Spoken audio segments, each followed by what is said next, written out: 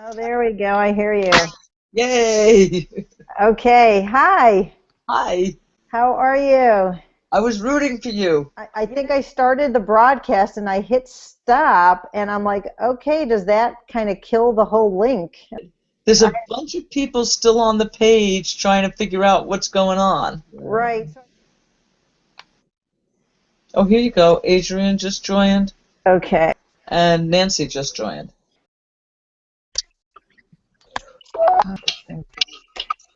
Oh, yay. I think we got everybody. Okay, well, so I think this is everybody who was on the other page. So, okay, let's see. Nancy, can we hear you? Oh, not hearing. Does anybody hear Nancy? No. Nancy, if you have a headset, it might be easier. No. Can you hear us? You can hear us, but we can't hear you. Can you hear me now? Oh, yes. There we go. Yay! As they say. I was chatting, but I guess nobody saw my chat. Well, yeah, the chat window just came up because it wasn't active Okay. before. Yeah. Yay! I do think there's also something about when you start to chat, it automatically mutes you. Right. So kind of, you can't write and talk at the same time. Like in real life, right? Okay, so I think we're all here from the other page. So let's go ahead and start. So thank you all for being so adventurous and so flexible and jumping links just that quickly. I'm Debbie Jacoby, and it's really great to see you all in real time, real faces, and not just your little Facebook profiles that are so static. I actually don't know that other than Lisa, I don't think I really know anybody other than from online places. So I think it'd be great if we just kind of said a minute of who we are and where we're at. And then we'll I'll share a minute about how I decided to kind of do this and why, and then I think we'll start the conversation. So I'm actually in Oakland, California. Just moved here from San Francisco a couple months ago, but I've been out here in San Francisco for the past just about 6 years, having lived my whole life in Cleveland. So I'm enjoying the West Coast, and I'm on West Coast time right now. So let's see, we'll take it from Adrian, and then we'll move in that direction. Okay, well, I'm Adrian Dearlister. I'm currently living in the Chicago suburbs. I'm from New York City originally. I've been involved in Jewish education for 3 or 4 decades now. Worn many different hats. I've been a religious school principal, been a teacher. I've taught in day schools. I've taught across the movements. And right now, I'm kind of, as many of us in the profession are doing, piecing together a little bar and bat mitzvah tutoring, a little early childhood music, a little accompanying and directing choirs here and there, trying to continue to make a living as a Jewish professional. That's pretty much it, I guess. Okay, can you hear me now? Yeah. It's actually Galia, is the way it's pronounced. I'm in West Hartford, Connecticut, which is where I grew up and was away for a while and came back like 17 years later with a family, and it's been wonderful. Most of my career was spent at the local Schechter School here as teacher and administrator. I've been away from that now for about 4 or 5 years. The project director of the Matot Bible curriculum that's used in day schools across North America. And I'm in the EDD program at Northeastern that's together with Hebrew College, that we're getting a degree in Jewish education leadership. So I'm finished my coursework and I'm starting to write my proposal. Awesome. So that's where I am. Awesome. Okay, kudos to you for doing that. Nice to meet you. Nice to meet you all. Okay, Carla. Can you hear me? Yes. Okay, good. Well, I don't know that I'd call myself a professional on the same level as you guys, but I ended up coming to Judaism through learning Hebrew and learning basically Jewish prayers. And as I became more involved in synagogue life, I had adults and young people who realized that I knew what they needed to know and began tutoring one-on-one. And do that across the board for pay, for free, for barter, believing that nobody should be denied access just because they can't afford a program. So that's what I've been doing on and off for the last 5 years, with some breaks due to glaucoma and other health issues. And looking forward to being more connected with those who are more professionally involved outside of my local community here in Richmond, Virginia. Okay, nice to meet you as well, Carla. You're up next. You have to unmute. Hi, I'm Lisa Fusco. My career is not made up of being just a Jewish educator. In fact, I come from Catholic school background. I started working at Mariah about 7 years ago, and very much involved in design thinking and design applications in education. Mariah is one of the bold schools, so we are actually applying blended learning, and I'm applying design techniques to that. So I'm very much interested in what goes on at MIT and Stanford, and I participate in these programs regularly. I'm excited to share with all the Jewish educators I've run into, so many. Like, I was just at IJED, and it's like you see these people in person that you're seeing as icons, and they're like, wait, I know you. No, I don't. You know, like, it's really a very funny experience. So this is very cool to kind of have this kind of gathering with people that share your mindset, to actually have an opportunity to talk in person. I'm very happy you set this up, Debbie. Thank you. Well, we're glad to have you in the group, and it's great to meet you again, and to hear the further bio there. So that's great. And design thinking, I think, and the whole learning, creative learning, they just go like, hand in glove. So two sides of a coin. Okay, Nancy. Hi, I'm from Teaneck, New Jersey, a friend and colleague of TICFA's, and had the honor of doing Chicago. My background is in early childhood originally. I was in the early childhood classroom at Manhattan Day School and Mag and David in Brooklyn. And most recently, I've taught kids yoga for about 15 years. And I developed a creative arts and yoga camp for 6 through 11-year-olds that I ran for about 10 years. And I saw that the kids, mainly because of the yoga component, they were walking away with tools and techniques that were helping them outside of their camp experience, and they were taking it into their classrooms with them.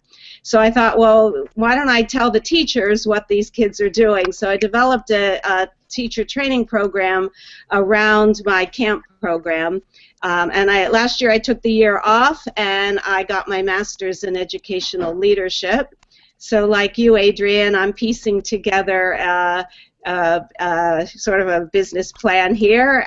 Doing some work with TICFA. I'm also working with her sister, Smadar. I don't know if any of you know her. I just became the marketing director for her distance learning program, so I'm helping to sell her programming in America, and I'm doing some other consulting work with a focus on mindfulness. Oh, very cool. Oh, also one other thing, Lisa, I'm also currently taking a course with Stanford that they just brought to New York City. I'm very excited that the West meets the East, and it's on compassion. Thanks for sharing that. I'd love to hear more about it. Absolutely. I think that mindfulness and compassion are two things that we definitely don't have enough in the world, and can stand to have more people learn about it and share about it. So okay, so I have also the same kind of a mixed background of different Jewish education experiences, having been an education director of a large Reform synagogue, having graduated 2 of my own kids through in Orthodox day schools, and even YU grads as well, I'm proud to say. And I was with the BJE out here in San Francisco for the better part of the last 5 years, but because of funding and funding cuts, my position was eliminated.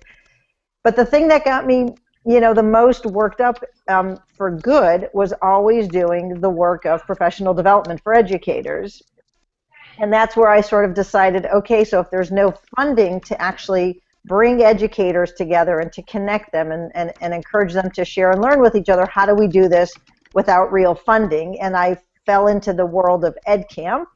Was introduced to it, actually, Rabbi Aaron Ross out in New Jersey at the Avna School and decided that that's sort of where I wanted to throw a lot of my energies in creating these JED camps.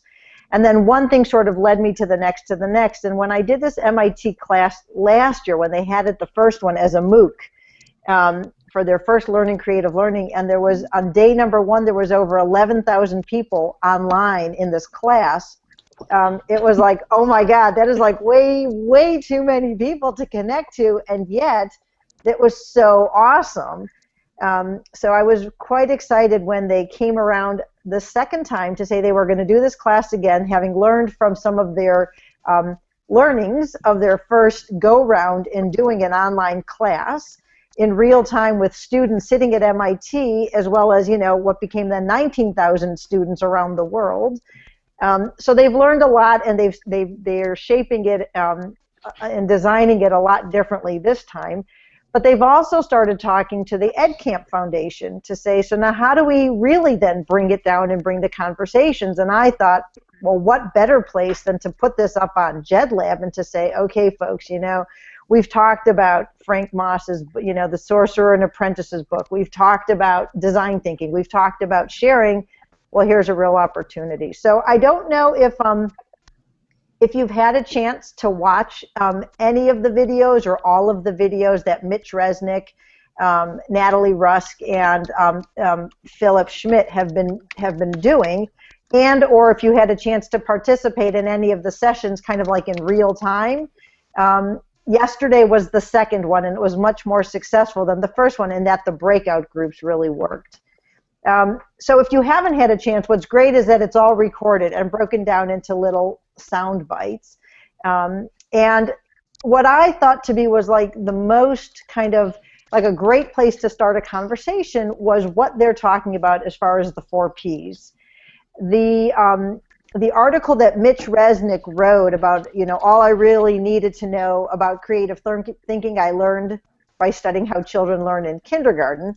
So he takes the paper that he wrote, and then they talk about really what are these, what's the basis of everything, and they take it down to, peers, projects, peers, passion, and play. And I thought that would be a great place to kind of, chew on among other people who are also clearly passionate, who have ideas, who are self-motivated, and have started all kinds of projects, I'm sure. And then to hear about, your passion and where your passions come in and where it moves you. What are we going to do with it? What if our learning is not project-based, passion-based, play-based, and peer-based? How do we move the learning and the learners and the educators?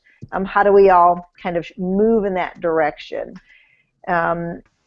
So I threw together some notes. I don't know if you saw the doc that I just sort of captured a couple of things from the video.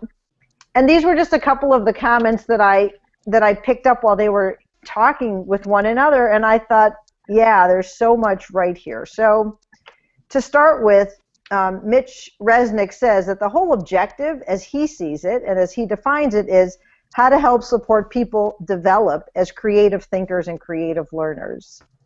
And then as they sort of expand on that, he says, thinking and acting creatively allows our new learners, like our students, who are moving into this world where we don't even know what it's going to look like, but if we can encourage them to think creatively, then we're really preparing them much more for the world that they're going to grow up in. But I suppose the question is how do we as the grown-ups, as the educators in charge, if we were not taught to think creatively, and if we were not taught to, learn, create, and to experiment, and to practice, and to play, how do we become the thing that we're trying to then model for the students? Okay, so I'm going to throw it out there, and now open forum. I'd love to hear what people think, what your ideas are, and take it away. Okay, so I guess I would start with the question of what do we think about this as an objective? How to help support people develop as creative, thinkers and creative learners. Is that an objective? Like, is that an objective a priority objective? Is it a primary objective? And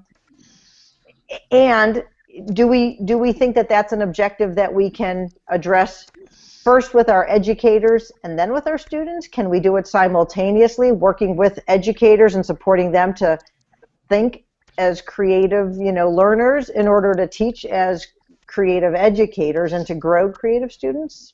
That's a good question. I mean, I think that you need to create an environment that supports everyone in that kind of a mode.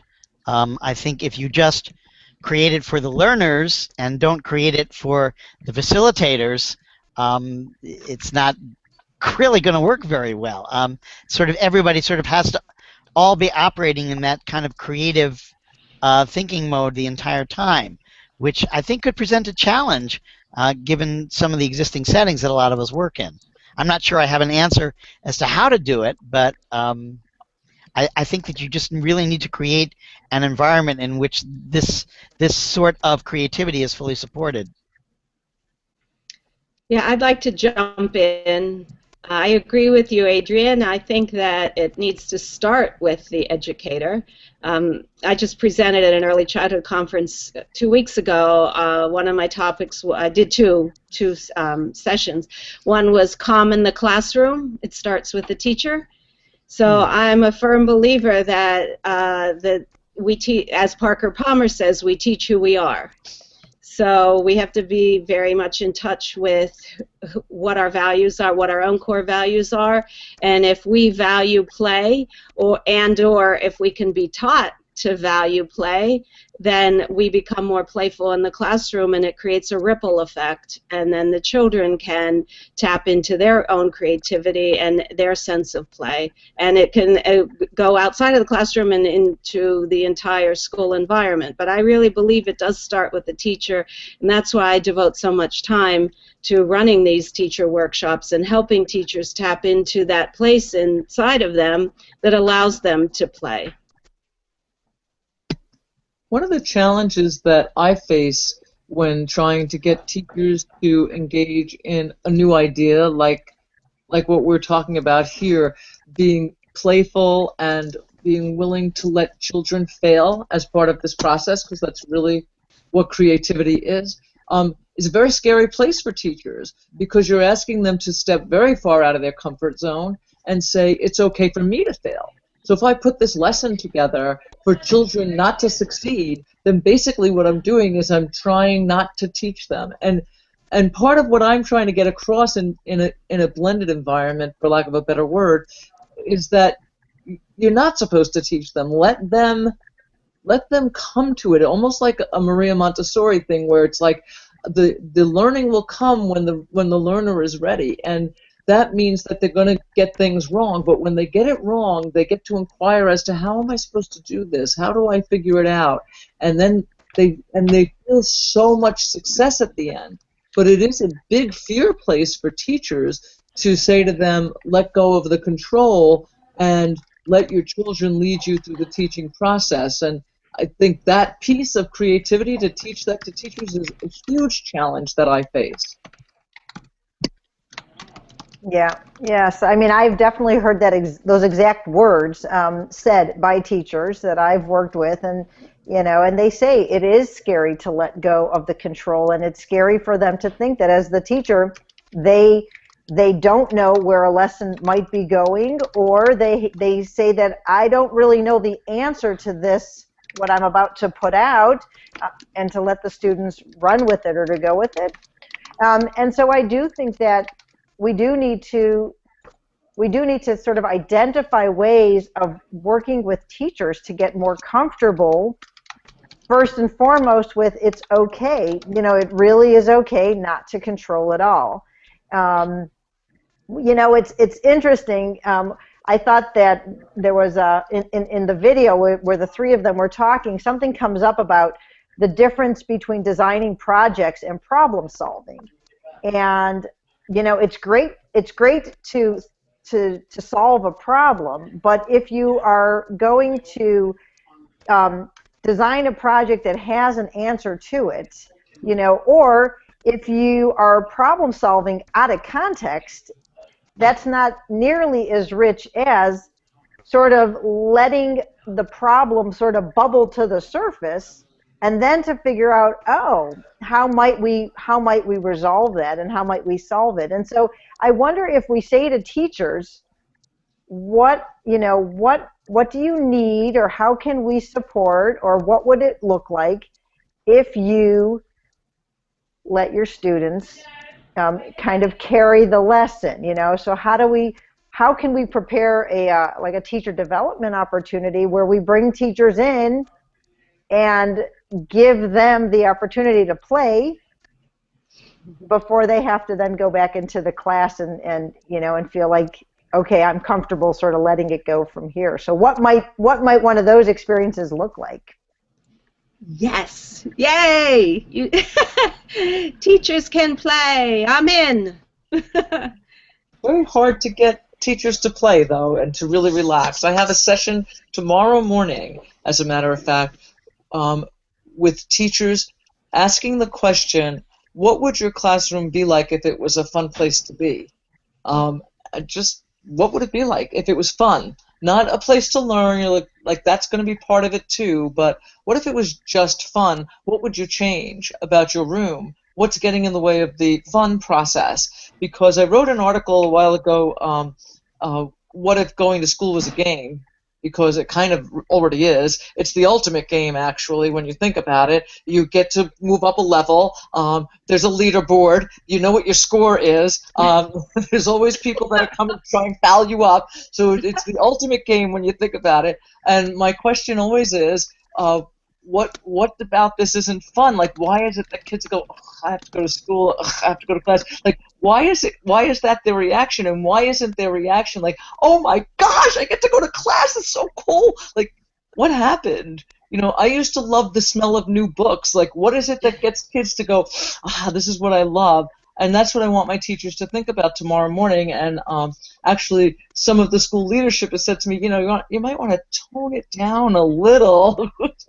For obvious reasons, but I think that it's a big, really big question, and I'm really daring them to come out of their comfort zone, and they kind of have to meet me halfway. So it'll be interesting. I'll keep you posted. I would love to hear and read about that. That sounds like that's going to be really cool, and and scary. So how do you first of all make it a safe place for the teachers, so that they can experiment? But Galia, I don't know if you want to share a little bit. You're typing there, but you'd have to unmute yourself to do that. No, I'm listening. I'm getting a lot of nice ideas, and as I say, I'm not so much myself in the classroom and with the kids right now. I'm doing more of working with the teachers and working with curriculum development. So I loved what Lisa just had to say, and what a great way to start off a workshop. When the teachers come to the workshops, they want to know, tell me what to do, A, B, C, D. How should I teach Torah? A, B, C, D. What do I do first? What do I do next? And it's very hard to get them out of that mindset. I remember one workshop where they were very upset with me that I was not going to do a model lesson for them. The way I teach, not the way you teach, So everything you said, Lisa, has really got my mind percolating about when I'm involved in teacher training. How can I make it fun to model for them what they can then bring to their classroom? So thank you. I mean, I'd love to be a resource if anybody is interested, because I have lots of fun games that are not so threatening, that are great for team building. They're good for back-to-school orientation, things like that. So please reach out to me. Use me as a resource, everybody. So, I have games that are not so threatening, but I also have things that I do that push buttons, that make teachers self-reflect and really go into, like I said before, about their core values, that give them an opportunity to really tap into, why am I here every day? Why am I standing? Why am I in this situation? So one of the things that always fascinates me when I work with teachers, and so Galia, this is where it's like, I think that there's something really rich about working with the teachers, not with the students, because you're seeing these adults who are there in front of the kids. But one of the things that always fascinates me is, who are you as a person outside of your teacher role outside of the classroom. What are your passions? What are your interests? What are your hobbies? What do you love doing? What are you really good at? You know, what do you get all animated about when you're outside of school? And let's start with that.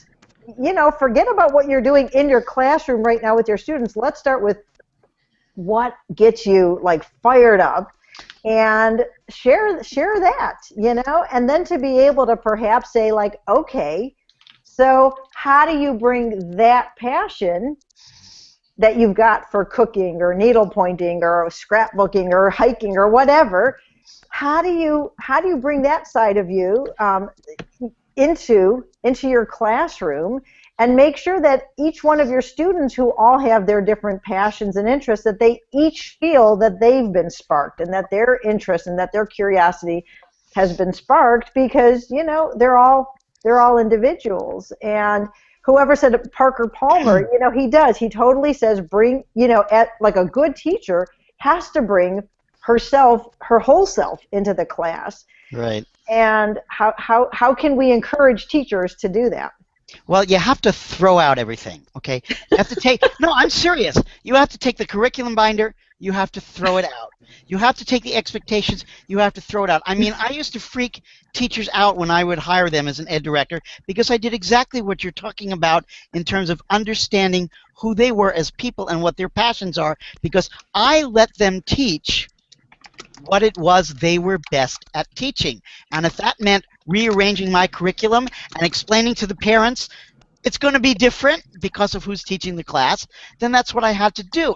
It's a very, very challenging thing to do, and very, very risky, and I didn't always succeed at it because I wasn't always able to convince all the stakeholders that this was worth doing. But the reality is, particularly in a supplementary setting, I mean, this may be different in a day school, but in a supplementary setting, I'm dealing with avocational teachers, and if I don't find their passion button and turn it on and put them in the classroom and let them loose to teach the way they teach best and the subjects that I think are going to work best with their skills and abilities, I'm wasting that resource, and all my students are going to, we just have to take the cookie cutters and throw them out and be willing to, like, and I say this all the time on JetLab, throw that spaghetti on the wall and just see what happens.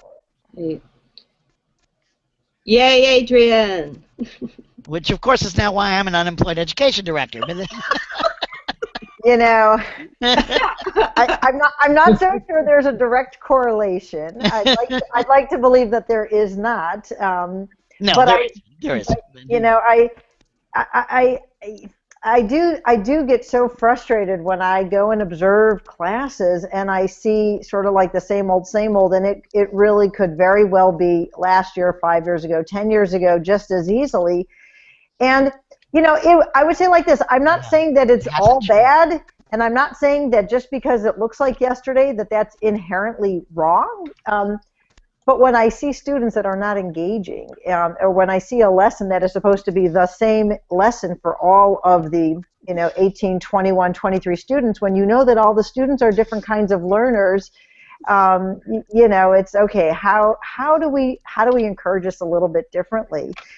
This idea of, if you're not passionate about it, then something's clearly broken, and so if we can get the teachers to tap into their own, and Adrian, I loved how you said it, like, you know, where's that passion button, you know, and it's just like, how do we get teachers to tap into their own experience of this I really, really love, and to be comfortable saying that, and then to be comfortable saying, this is how all learning should be, because learning should be like kindergarten, right? It should be this lifelong passion of, you know, and for curiosity and for playing, whether it's, you know, math and English and history, or Tanakh and you know, Chumash, you know, and Ivrit, whatever.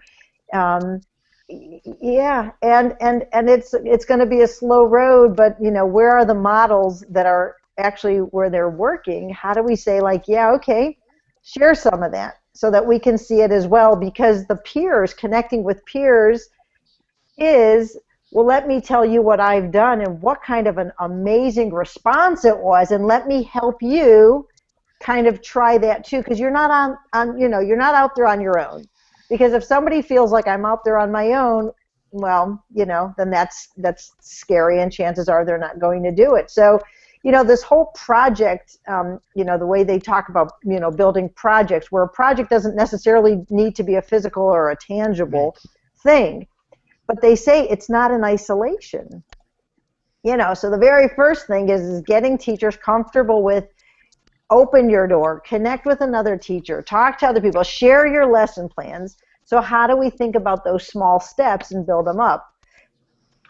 Lisa, you guys are like... You cracked me up when you said share your lesson plans, because I created a shared drive for all the grades, so when they post their lessons, they're shared. You would have thought I committed a crime against humanity. I was like, oh my God, wait a minute, I worked so hard. But the truth is, the more I listen to you talking, the more I realize I have to write about this experience that we've had in transitioning the teachers from being legacy 30-year teachers in the front of the room to being blended teachers. It really has been kicking and screaming, dragging them into it. Let me tell you, this is not something they said, yay! That's not how it went. But we're actually honoring them next week at a dinner, calling them bold innovators, and we're honoring them because it was such a scary place for them to go. And the changes that they've made reluctantly, those that were the most reluctant are still making changes, but those that embraced the change have seen such remarkable things happen in their classroom. And I'm just going to hijack this conversation for a minute longer and say, in the first grade, the teacher came to me the other day, grabbed me in the hall and said, I have to tell you what happened. This was amazing. Like, I love that, right? So I'm like, yes, tell me. I was teaching this math lesson, and one little girl raised her hand in my class and said, oh, Mrs. Robinson, I learned that on the computer last week. That's disrupting education. That's changing the way things go. And Mrs. Robinson didn't say, oh my God, what's going to happen to me? She said, that's great. Tell us what you know. And that is the beginning of a paradigm shift. And identifying that change is, and a teacher who's really a 20-plus year teacher who's saying, this is so great, I'm so excited. I want to harness that. And when I'm hearing you guys talk, I'm like, I got to tell you what's going on. It's been amazing. So I promise to write. I promise to write about it. Do. Lisa, where do you teach? Is it the Mariah School in Englewood? Yes, I do. Oh, I'm the Director of Ed Tech and Innovation. Oh. That's my new title. Good for you. I just sent you an email. Let's get together. Okay, for sure. Is when I see kids who are, on their own free time or after school or in club, or you see them, like, whatever they're working on that they've chosen, and they're so into it, and you see them in their little clusters, and they're sharing what they're doing, and then you see those same kids in class, and they're sitting there completely either, disconnected, or they're just disengaged. And so one of the things that I thought was like a really powerful idea was when Natalie Rusk talks about in their conversation, when she talks about a natural resource that motivates learning, and she talks about passion is that natural resource, and she says exactly that. The kids that sometimes teachers talk about as disengaged and not connecting with the material are the exact same kids that at club and on weekend are so into it. And I thought, especially in a world where resources are limited, how do we tap into this natural resource that there is an abundance of, an abundance overflowing, which is every individual's passion. And so that's every individual student's passion, every individual teacher's passion. And if we could sort of tap into that and then share it and connect it, and and this one is passionate about something, and someone else says, oh my gosh, I am too, and now we've got them working together. Or you have two students or two teachers who are really good friends. Well, one of them shares their passion. Well, the other one's going to support it and get interested because they're friends. And so another way of connecting it. And so in a world of dwindling resources, financial resources, I think that there are so many creative ways to get everything we need to make the system and the learning and what we do next to really ratchet it up and bring the level so much higher. So I would love to say, like, okay, how can we sort of identify and highlight these exciting stories, you know, whether it's a teacher that stops you in the hallway, or it's a friend who's like, oh my God, you have to hear what happened in school today, or a kid, you know, a student that says, this is so exciting.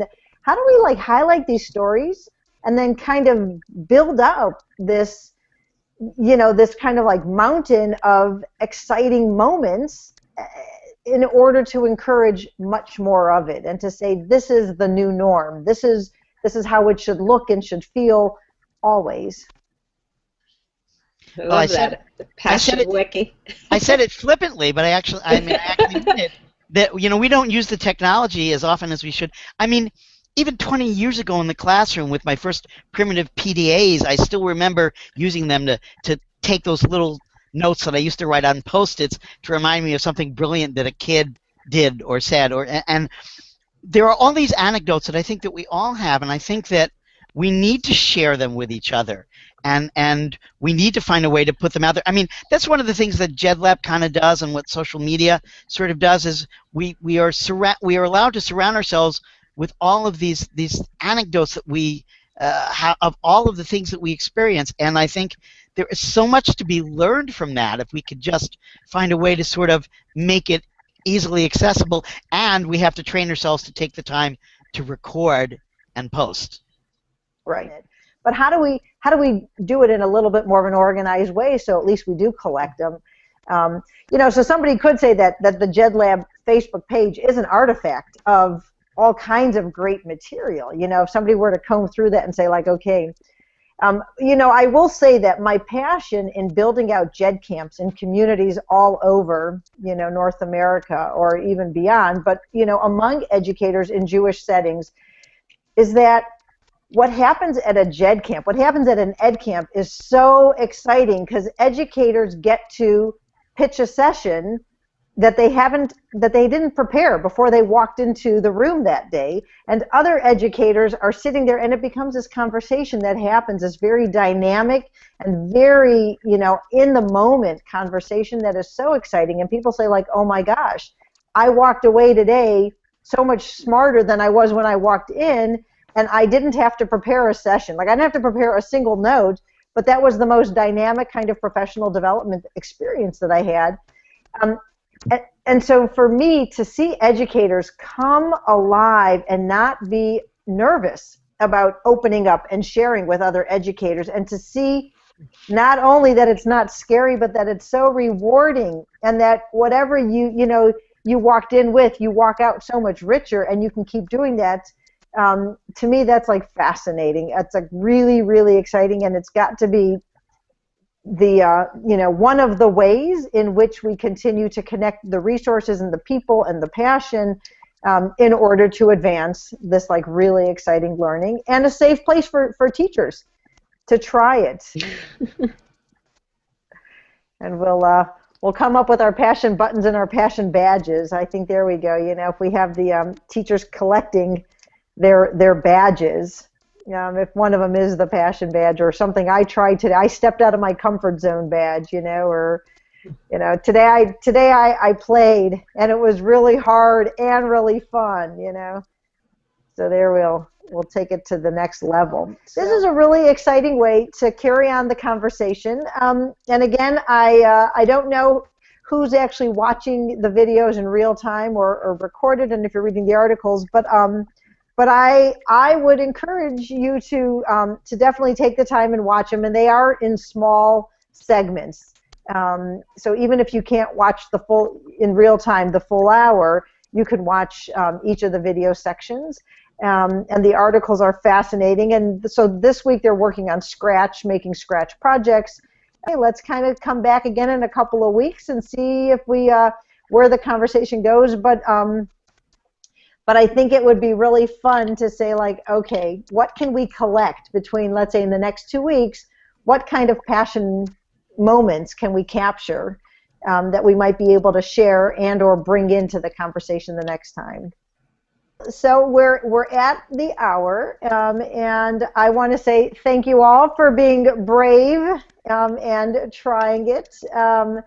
And I look forward to continuing a developing conversation, because all the process is you throw out the experiment, you throw out the idea, you play with it with some peers, you know, you reflect on it, and then you take it to the next level and say, okay, let's do it again. So I thank each of you for giving up an hour of your time and doing this, and I look forward to seeing you again and continuing the conversation. Nice to meet everybody. Thank you so much, Debbie. Thank you. Good night. Good night. Amazing. Thank you. Yes, thank you, Debbie, so much. Good night. Good night, Look forward to everybody. continuing the conversation with all of you. It was great. Look Me forward to it. too. And everybody, please remember to use me as a resource. Promise. We will. Thank you.